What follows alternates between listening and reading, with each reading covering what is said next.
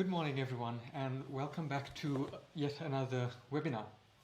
Um, Today's episode is going to be geared towards our IT varsity students, but anyone can benefit from this as usual. Um, Today we're going to be exploring how developers specifically can make use of ChatGPT to enhance performance and enhance productivity, because I mean ChatGPT has been impacting every single industry out there. Um, just about any profession can incorporate ChatGPT into their workflow to automate certain tasks or to seriously cut down the time it takes to do certain things that would normally take you hours to do. You can get ChatGPT to help you with in just a few minutes. And it's no different when it comes to developers, to development work. I mean, ChatGPT is incredibly powerful when it comes to assisting you with code or helping you with research or any of those tasks. So today we're going to explore 5 tips that developers can use or 5 ways developers can use ChatGPT to enhance their productivity and just make their lives a whole lot easier.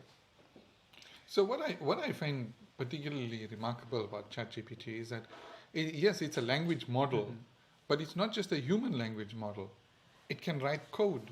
It can check code for errors, and that's incredible because that for me was entirely unexpected. When I heard about ChatGPT and I decided to try it out for the first time, I knew this thing would be pretty good at understanding English and in speaking English, but to understand code, it's kind of mind-boggling because here you've got a computer that can read, for example, JavaScript code and debug that code, or write JavaScript code from the ground up. If you said, write me a JS program to do A, B, and C, it will do that for you. So I find that very incredible. But let's continue. And I mean, before we jump into the actual tips, that coding, ChatGPT's ability to understand and write code just completely blew my mind. I mean, just to test the extent that it can go to. I'm not sure if you're familiar or if our viewers are familiar with the programming language Scratch, the visual programming language. It's used for kids. It's programming using drag and drop puzzle pieces. And so I asked ChatGPT to write for me code in Scratch, and even that it could do. So it just shows you how powerful this engine is. And so how did you do that? Because Scratch is visual, right? It's got your blocks and things. How did GPT show you the Scratch code? How did it present it? Line by line in text form. So, for example, the Scratch will have a piece that says, when green flag clicked, then the next line will be move 10 steps. Yes. So then ChatGPT just had those written line by line. That's incredible. And wrote entire chunks of code. That's incredible. But and that actually is directly related to our first tip. So tip number 1 for how developers can make use of ChatGPT, it's code assistance and troubleshooting. Why don't you tell us a little bit about that? Yeah, I mean, I think you explained it nicely. I mean, you taught me something I didn't know because I understand Scratch as a visual language where you're dragging and dropping puzzle pieces. But here you're telling me that ChatGPT can write code in Scratch. But okay, that's the one part of it. The other part is you can ask ChatGPT to write Java classes for you, or Java methods for you, or any language classes and methods. And what's great is, okay, because ChatGPT doesn't have integration with your complete software, it won't be able to tell you that there's an error in some other class down the line. You instantiated a class. If you're doing object-oriented program, it won't be able to tell you that there's some integration errors here, but it can tell you within a class, within a few lines of code, this is the error. Maybe at some stage Microsoft might build that into Visual Studio, where it's got this overarching AI like ChatGPT that's basically integrated into every part of your application and is able to tell you at which point there's an error in the whole, because a typical application is made up of dozens and dozens and dozens of classes, right, and objects. I think there is already a very basic way you can do that. You can integrate ChatGPT into your IDE. It is. Yeah, I mean, that's cool. It can help you with error detection on the go. It can help you with completing lines of code. Yeah. You know, so. But it's going to become a lot more robust and a lot more powerful. So I think there's that. So on a basic level, we can do troubleshooting. We can do, we speak about test-driven development, where you write the test case before you write your code. So even there, you can ask ChatGPT to write your test, and then you can test it in your IDE and then write the actual code. So it's quite powerful in that sense. And I think if you're not already using ChatGPT for that, then you should, because it'll definitely save a lot of time. Yeah, and I think, even if you don't have ChatGPT integrated with your IDE or in your development environment, you can still use it for troubleshooting purposes by pasting your code snippets into the IDE or into the ChatGPT and describe the error. Say, this code was supposed to do this and this, but it's not working for some reason. Yeah. And Chat will go through your code and tell you exactly where the error is. And that, I find that so useful, because sometimes it's the smallest errors that will have you stuck for hours and you cannot figure out what's wrong with it, because you just overlook in a simple thing. But Chat will be able to instantly detect that. Yeah, okay, your IDE has that capability, right? So if you're missing a semicolon somewhere, it'll flag that for you. But sometimes working with a language like JavaScript, where there isn't really a detailed console or an IDE. JavaScript tends to just die quietly if something is wrong. But also logical errors. Errors that are syntactically correct, but it's just the way the code is structured that creates the problem. So, for example, in a very easy example, you want your code to count down from 10 to 1 and output each number, but you made an error in your for loop, for example, where the for loop is counting upwards instead of downwards. That code is syntactically correct, and it'll show up as having no errors, even in Java. But you can test that for the outputs in ChatGPT. That's what makes it incredible. Yeah, and then sometimes also when you have a long string of conditionals, and for some reason there's a specific one that isn't triggering. Those are always challenging. The old way was to go into each of those and put command print line and try to figure out where the break is happening. But even that took time. Now with Chat, it can tell you exactly where the break is happening. If you don't know de Morgan's laws in Boolean algebra, that's where you start tripping all over yourself, and ChatGPT can help you. Cool. Tip number 2 when it comes to using ChatGPT to enhance your development work is when it comes to designing and architecture discussions, or having those discussions with Chat to enhance your overall design and architecture of your code and your front end. Yeah, that's one of the places where even the most experienced software engineers struggle, where you have to make certain decisions around the architecture of a program. Now, what does that mean? What does architecture mean? Architecture involves decisions around the type of language you use, the framework you use, the type of databases you use, and even within the program itself, the type of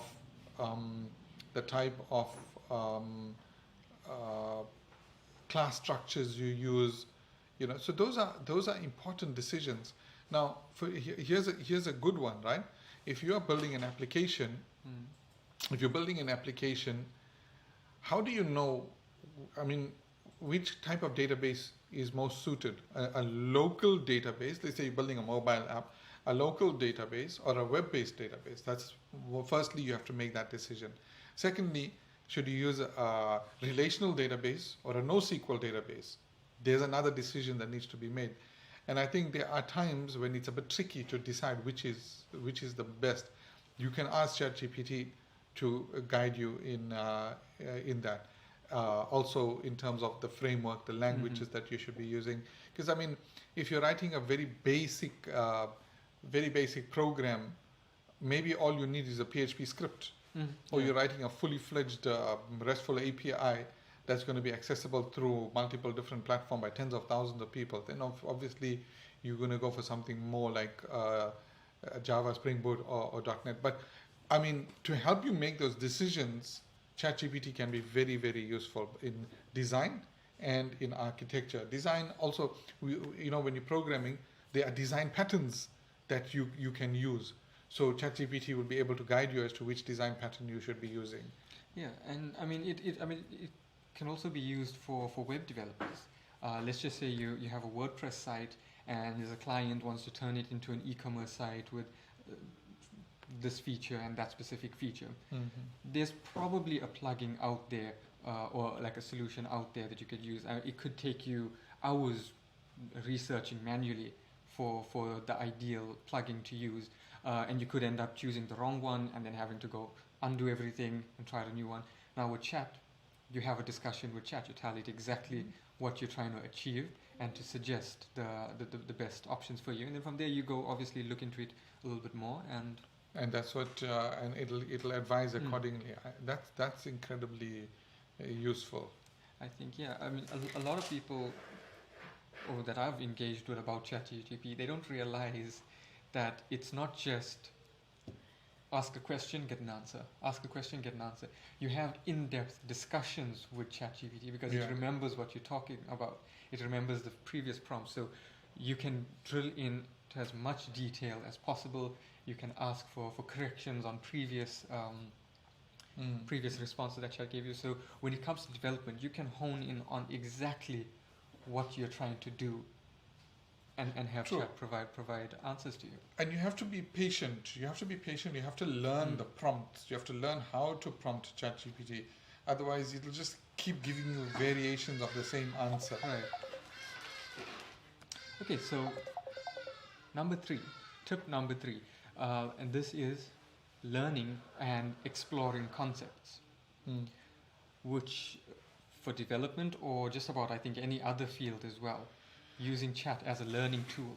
Yeah, I'd actually love to see something similar to ChatGPT incorporated into IT Varsity's system, because it's so good at designing learning pathways. Right? So whatever you want to learn, you want to become a Java full stack developer, or you want to become a Python developer, you just have to specify to ChatGPT what you want and ask it for a learning pathway, and it'll give you a learning pathway, and you can expand each item in that pathway, and you can tell it how much time you have, and you can ask it for what sub sections come under that, and it'll give you all that. And then all you have to do now is to just find the right resources. Maybe in time ChatGPT will be able to bring the right resources together, but for now I think it's very useful, because see, when you're learning any new topic, and this is where a lot of people make a mistake, they find the first thing they can about that topic and they dive in, but that's wrong. What you need is, if you're learning a topic, you need firstly a 36,000 foot view of the whole topic and everything that it entails, and then you decide what works for you and what doesn't. Right? So if you want to become a full stack Java developer, now the Java ecosystem is massive. There's so many things you can learn in the language alone, right? Leave the frameworks and the tools and the IDEs and everything. Just the language alone is massive, right? But maybe in your line of work, you'll use 60% of Java's capabilities. Maybe you won't use things like serialization because you never need it. Of course, you're using it indirectly with certain frameworks, but maybe you don't need to delve so deep into it to understand every aspect of it, right? Then leave that out. But that's what ChatGPT will help you. It'll give you the 36,000 feet view, and then it'll help you to streamline the learning pathway by excluding things that will not be relevant to you. And then you can go online and start learning all the resources, or find a course that actually gives you all of that content. So I love ChatGPT for that. And like you said, it's not just coding, it's any field, any subject you want to learn. It can give you a beautiful pathway. Yeah, and even learning on a much smaller scale. Sometimes maybe it's not something you want to drill down extremely deep into. You just want to gain a general understanding of a certain thing. You can have a conversation with chat about that topic as if you're talking to someone who's an expert in that field. And so you just have this quick back and forth asking questions about that topic. And you learn so much from there. Just something you have a cursory interest in rather than wanting to go any deeper. I see there's a question there from Elton G. Quick question, have you tried Bard? Honestly, I haven't tried Bard. I'm still on ChatGPT. Maybe I should give Bard a trial. Yeah, I heard it's come a long way since its initial demo where it kind of made a lot of mistakes right off the bat. It made some mistakes, but that's AI. Expected. Yeah, AI is it learns from its errors. So to condemn it, I think people were just wrong to condemn it. Yeah. Okay.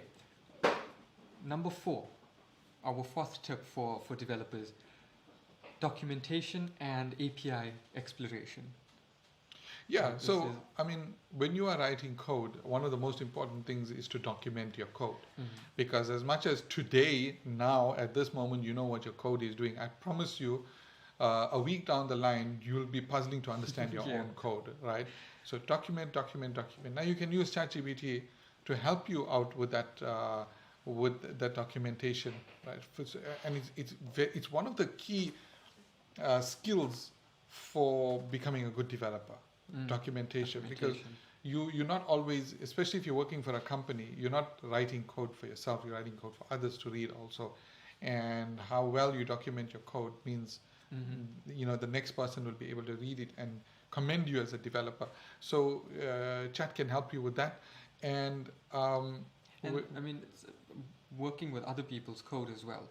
It's always best practice to document your code, but sometimes you'll inherit code from someone else, or you'll take over a project and they were not up to date with their documentation, so you're left with this puzzle to figure out. Yeah, Chat can help you with that too. To document someone else's code so you can understand it a lot better as well. Yeah. Next point. And our final tip for today is understanding the best practices when you're developing a project and reviewing your code to make sure that you're up to standard with the best practices. Yeah, so best practices is critically important, because there are so many practices as a developer to make both your life and other people's lives easier. Things like naming conventions for your classes and your variables and your structs, and there's so many things.